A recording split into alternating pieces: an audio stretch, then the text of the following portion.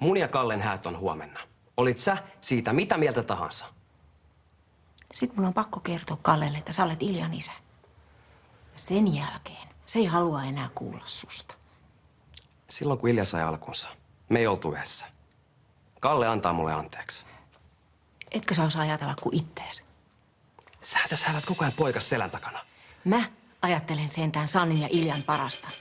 Niiden perhe hajoaa, jos Tale saa kuulla totuuden. No mutta johan Tale tietää, että Ilja on sen poika. Luuletko sä, että niiden perhe kestäisi toisen samanlaisen kriisin? Sä tuhoat monen ihmisen elämän jäämällä tänne. Pahiten sun oman poikasi.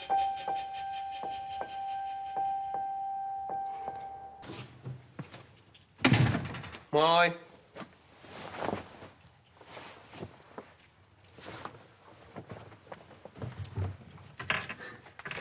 Mä luulin, että et sä tuu ikinä. No? Kelpaako? Sä näytät tosi hyvältä. Pitäis varmaan käyttää pukua useammin. Toivottavasti ei tuu huonoa onnea, kun sä näet mut jo etukäteen tässä asussa. Vai koskeeko sä pelkästään heterohäitä?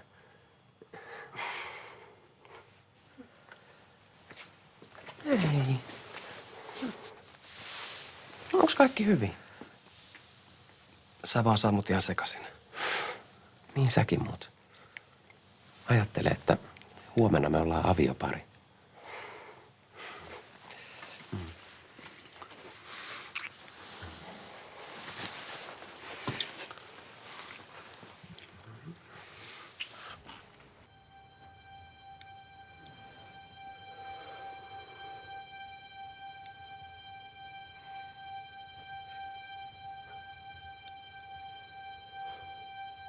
No niin. Jiri antaa mulle potkut. Mä tuun todistamaan, missä sä olit, jos se on siitä kiinni. Kiitti.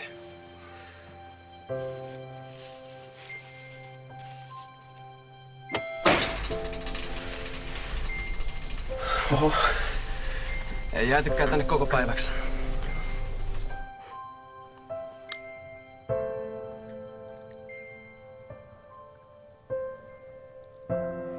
Koko homma meni ihan väärin.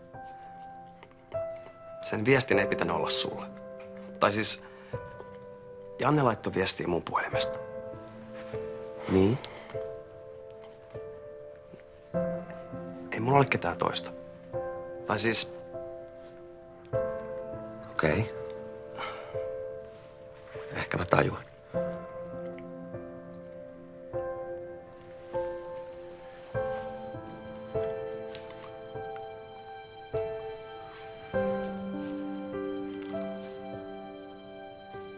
Tein selkeästi oikean päätöksen, kun mä muutin sun luokse. Eikä aamu uudessa himassa. Pitäähän sen olla vähän erityinen. Erityistä on se, että mä saan tästä lähteä joka aamu herätä sun vieressä. En mä saa susta koskaan tarpeeksi millään tavalla. Sä oot mun elämän tärkein asia. Samoin.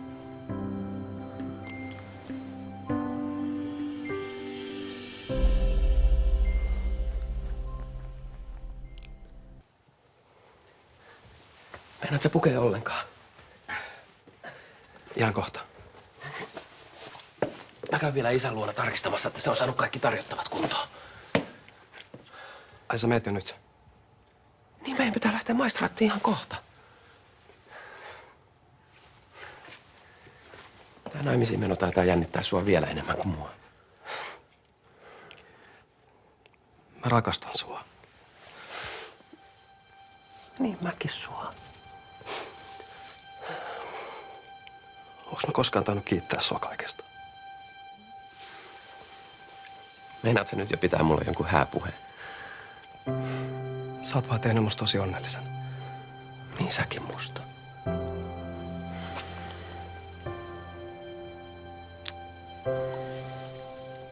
Tuu sitten isän luokse heti kun kerkeet.